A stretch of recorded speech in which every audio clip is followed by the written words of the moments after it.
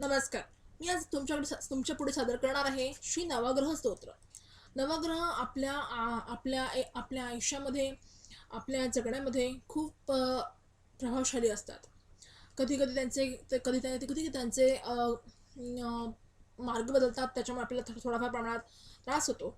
गुरुचा त्रास होऊ शकतो आणि शनीचा आपण 7.5 प्रत्येकाला माहितीच आहे.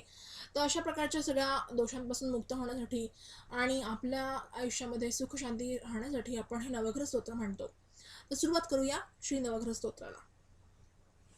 जपाकुसुमसङ्काशं काशपेयं महाद्युतिं तामोरिं सरपापघ्नं प्रणतोऽस्मि दिवाकरं दधिशङ्खतुषाराभं क्षीरोदार्णवसम्भवं नमामि शशिनं सोमं शम्भोर्मुकुटभूषणं धरणिगर्भसम्भूतं विद्युत्कान्तिसमप्रभं कुमारं शक्तिहस्तं च मङ्गलं प्रणमाम्यहं प्रियङ्कुलिकाश्यामं रूपेणाप्रतिमं बुधं सौम्यं सौम्यगुणोपेतं तं बुधं प्रणमाम्यहं देवानां च ऋषीणां च तं गुरुं देवानां च ऋषीणां च गुरुनं काञ्चनसन्निभं बुद्धिभूतं त्रिलोकेशं तं नमामि बृहस्पतिं हिमकुन्दमणालाभं दैत्यानां परमं गुरुं सर्वशास्त्रप्रवक्तारं भार्गवं प्रणमाम्यहं नीलाञ्जनसमाभासं रविपुत्रैमाग्रजं छायामार्तण्डसम्भूतं तं नमामि शनेश्वरम् अर्धकायमहावीर्यं चन्द्रादित्यविमर्दनं सिंहकागर्भसम्भूतं तं राहु प्रणमाम्यहम्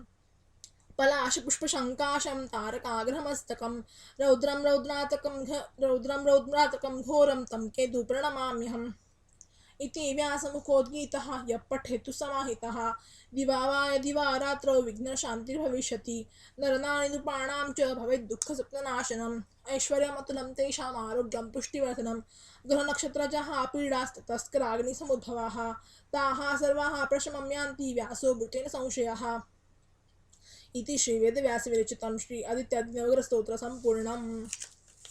नवग्रह स्तोत्राचे असे आहे की आपण आपल्या गुरुजींना किंवा ज्योतिषवाल्या पंडितांना विचारून आपल्याला ज्या ग्रहाचा त्रास असेल किंवा अशा प्रकारे आपण त्या ग्रहाचा वेगवेगळा मंत्र म्हणू शकतो. संपूर्ण नवग्रह स्तोत्र म्हणण्याची त्यावेळेला गरज नसते, पण संपूर्ण नवग्रह स्तोत्राची एक सवय लहान मुलांना लावावी. लहान मुलांना सगळ्या स्तोत्रांची पठणाची सवय लावावी. आणि त्याचे नुसतेच साहित्यकालीन किंवा संस्काराच्या दृष्टीने महत्त्वाचे नसून लहान मुलांचे संस्कृतातले उच्चार स्पष्ट होतात आणि एक चांगले वेळ आपण मुलांना लावू शकतो. हे एक माझ्या स्वतःच्या अनुभवानं मी तुम्हाला सांगते. धन्यवाद.